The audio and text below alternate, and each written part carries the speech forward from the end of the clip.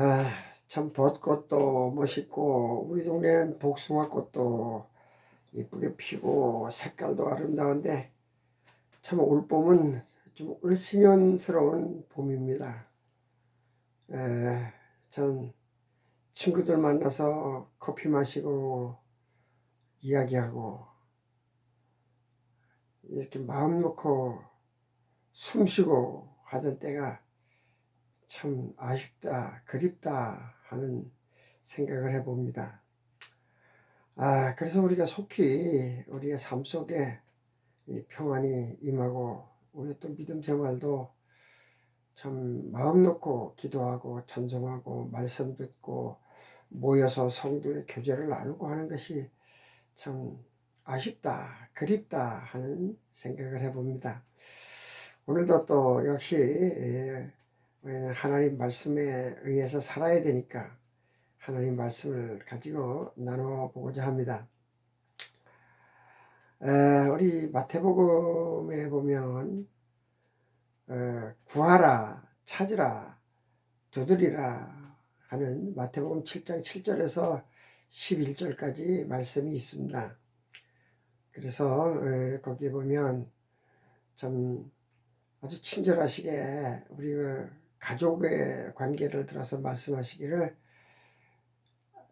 아버지가 자식이 떡을 달라는데 돌을 줄 사람이 누가 있고 생선을 달라는데 뱀을 줄 사람이 누가 있느냐.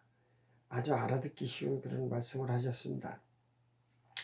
그래서 오늘 우리는 이 구하고 찾고 두드리는 문제에 대해서 먼저 우리 대상에 대해서 신앙인은 언제든지 나보다 대상인에 대해서 존재를 인식해야 됩니다. 하나님의 존재를 인식하면 함부로 말도 할 수가 없고 그런 것 아니겠습니까? 먼저 우리 하나님의 존재를 보면은 하나님은 하늘에 계십니다. 그래서 제가 사전을 찾아보니까 하늘이란 바다 위나 땅 아래 해와 달, 무수한 별들이 널려 있는 무한대의 공간을 하늘이라 이래. 두 번째는 우주를 주재한다고 믿어지는 초자연적인 절대자를 하나님이라 이렇게 말해요. 세 번째는 하나님이나 천사, 신선 또는 영혼 등이 거처하는 처소다 이렇게 나와 있더라고요. 그런데 우리 인간은 하나님이 창조하실 때 우리 인간을 하나님의 형상대로 만드셨다 그랬어요. 형상이라 그래서 사람 모습을 말씀하는 게 아니고 그 형상은 하나님처럼 생각할 수 있고 하나님처럼 윤리적이고 도덕적이고 선과 악을 분별할 수 있고 옳고 그름을 선택할 수도 있고 하는 이 모든 것들이 다 하나님의 형상이다. 그래서 우리 하나님을 잘 믿는 사람이라면은 그에게 신격이 부여되는 것입니다. 그러니까 이런 삶을 살기 위해서는 상당한 노력이 필요한 거죠. 하나님처럼 생각할 수 있고 판단하고 창작할 수가 있어요. 인간에게 창조라는 말은 부당하죠. 감히 어디다 창조라고 말하겠어요. 창작은 과학이나 의학, 공학, 예술 중에도 미술, 음악 이 모든 것들이 다 우리 인간이 창작을 할 수가 있어요. 근데 창작의 원료는 우리 하나님이 이미 세상을 창조하실 때 이 땅에 창작의 원료를 다 만들어 놓으신 거예요.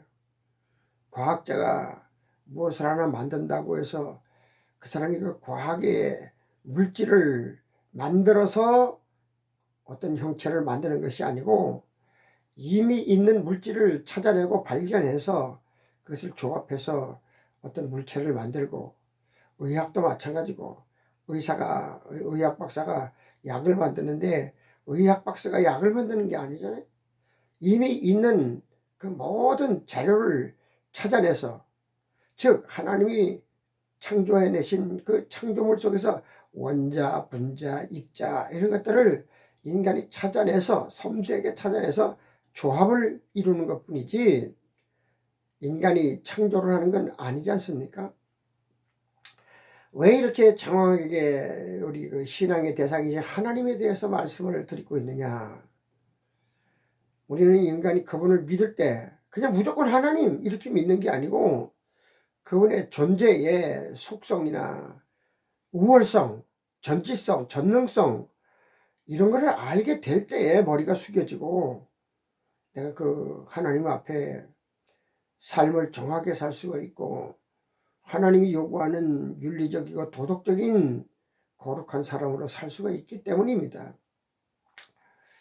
그분의 존재에 대한 무지는 그분을 잘 알지 못하는 행위는 자기 마음대로 하나님을 이용하려고 그래요. 그리고 하나님 앞에 불충한 행동을 해요. 이런 불충한 인식이 하나님의 말씀인 성경을 전부 인본주의로 내 생각에 맞도록 내 뜻에 맞도록 해석하고 그리고 그 끌어내리고 또 원하는 그 마음은 죄의 속성을 가지고 타락한 심성에서 나오신 줄 모르고 그것을 믿음이라고 생각하면서 오해를 하고 나가기 때문입니다. 오늘 이 시간에는 인간의 욕구가 요구하는 사람이라면 누구든지 성경 그 마태복음에 보면 구하라 찾으라 두드리라 얼마나 멋진 말씀입니까? 내 삶에 필요한 모든 것들을 하나님께 요구하고 구하는 것입니다. 이 당위성을 하나님께서는 친절하게 말씀하셨어요. 예수님의 말씀을 통해서 부모와 자식의 관계를 통해서 아버지가 자식이 떡을 달라는데 돌을 줄 사람이 누가 있으며 생선을 달라는데 뱀을 줄 사람이 누가 있겠느냐. 하나님과 우리 성도의 사이는 가정의 아버지와 자식 관계를 유지하는 절대적인 관계라는 것을 말씀하고 있습니다. 그래서 오랜 세월 이 말씀대로 말하기를 전능자에게 구하면 모든 것이 이루어진다고 가르쳐 왔습니다. 예수님께 구해라. 구하지 않기 때문에 안 준다. 뭐 어떻게 됐든 구하면 하나님이 주신다. 그래서 어떻게 보면 하나님을 불의한 재판관으로 만드는 경우가 있어요. 불의한 이 과부가 억울해서 재판관한테 와서 비는데 자꾸만 구하니까 안 들어줬어요. 근데 끝내는 이 재판관이 가만히 생각을 해보니까 야, 이 사람 소원을 안 들어주면 내 죽을 때까지 계속 와갖고 이렇게 구할 터이니까 까짓거 번거롭지 않도록 한번 들어주자. 그래서 그가 구하는 말이 부당한 것 같아도 불의한 재판관 소리를 들으면서도 그것을 들어주십니다. 그래서 지금까지 구하라, 찾으라, 두드리라 해서 못 얻는 것은 뭐 이루지 못하는 것은 기도하지 않기 때문이다. 이렇게 말씀을 합니다. 그래서 그렇게 믿고 그렇게 가르쳤고 그렇게 살아왔죠. 그런데 이 말씀의 핵심 결론은 12절 말씀에 있습니다. 그러므로 무엇이든지 남에게 대접을 받고자 하거든 너희도 남을 대접하라. 이것이 율법이요 선지자니라. 무슨 말씀입니까? 이 말씀은요 12절 말씀으로 완료를 해야 되는데 11절 말씀에서 끝나버리니까 사람들이 욕구, 의욕만 주고 또 어떤 뭐 비윤리적이고 비도덕적인 신앙생활을 부끄러워하지 않는 경우가 많이 있어요. 그런데 12절의 말씀에 앞에 그러므로 되어퍼 하는 말씀이 있는데, 이 말씀은 앞의 문장과 앞의 내용과 전혀 분리될 수 없다는 내용입니다. 그래서 대접을 받고자 하거든 먼저 남을 대접하라. 구하고 찾고 두드리는 것과 연관을 시키면은 어떤 문제가 나옵니까? 내가 대접하는 게 없으면 구하지 못한다는 거죠. 대접이 뭡니까? 하나님을 대접한다는 말이 무엇입니까? 하나님의 존재와 명령, 법도를 지켜드리는 거예요. 그것이 대접입니다. 성실하게 지켜주는 것이 대접이에요. 사랑의 요구를 충족시키는 것이 대접입니다. 이것을 잘 이행하는 것을 하나님은 대접으로 여기십니다. 이것이 선행된 후에 구하고 찾고 두드릴 때에 이루어 주시는 겁니다. 죄에 오염된 인간이다 보니 하나님의 입장은 생각하지 않고 하나님의 존재에 대해서도 고려함이 없이 그저 대접하는 의무와 책임은 감당하지 아니하고 욕심스럽게 자기 주제도 모르면서 구하고 찾고 두드리라 그렇게 가르쳐 왔어요. 이 존재를 알고 하나님의 존재를 알고 내 존재, 내 자신의 존재를 알면 먼저 선행해야 될 일이 하나님을 대접하는 거예요. 열심히 내가 가진 대로 내 능력이 있는 대로 내 힘대로 대접을 하는 마음과 뜻과 정성을 다해서 하나님을 사랑하는 것, 하나님을 예배하는 것, 이것이 율법이요 선지자라고 말씀을 하십니다. 가장 중요한 말씀은 제쳐버리고 타락한 심성의 타락한 욕구만 충족하도록 가르치고 그렇게 그런 신앙에 따라온 그 내용들이 이제는 하나님의 마음을 감동시킬 섬김으로 이미 알고 계시지만 입술을 열어 구할 때 하나님은 그 구함을 기다리십니다. 우리가 자식들을 길러보아도 자식들의 필요로 합니다. 등록금을 낼 때가 되면 등록금, 노트가 떨어질 때가 되면 노트, 또 자기 어떤 하루에 요새는 아이들이 뭐 나가서 생활하는데 돈이 필요하니까 필요한 돈 알고 있어요. 말 안 해도 부모가 압니다. 그런데 그 자식이 아버지에게 아버지 저 돈이 필요합니다. 이것은 뭐예요? 그 속에는 아버지의 허락이 필요합니다. 아버지의 베품이 필요합니다. 이걸 인정하는 거거든요.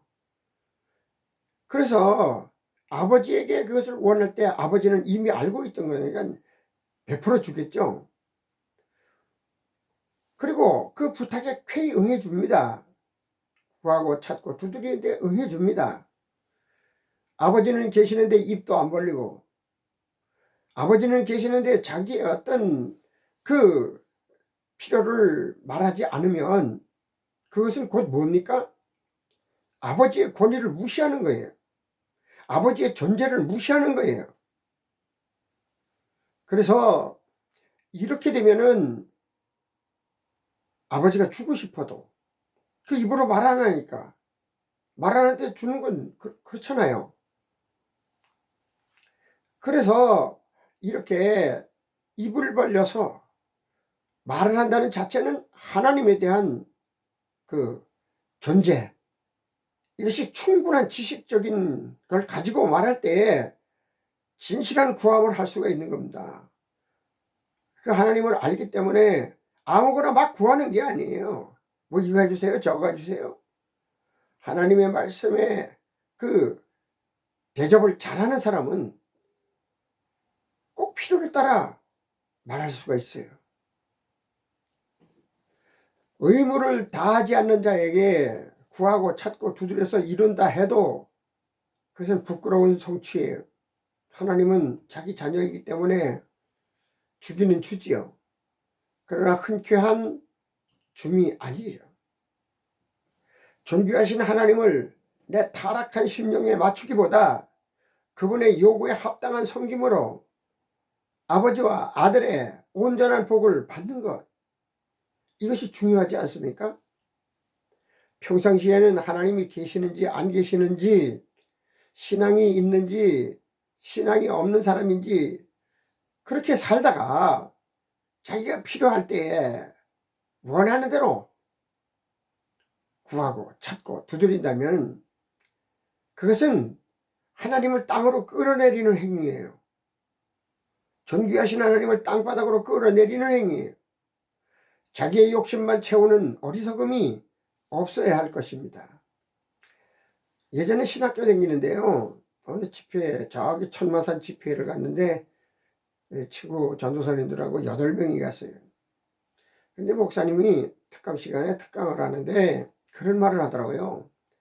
나는 300여 차례 이 집회를 다니는데 나는 지금까지 기도를 해서 내가 기도하는 것은 이루어지지 않은 것이 없다. 기도하는 게 다 이루어졌다. 300번이나 그 간증을 했다는 거예요. 그래서 예배를 딱 마치고 방에 가니까 이제 숙소, 기도원 숙소니까 이렇게 넓은 방에 같이 계시더라고요. 그래서 제가 그랬어요. 목사님, 저는 신학교 다니는 신학생입니다.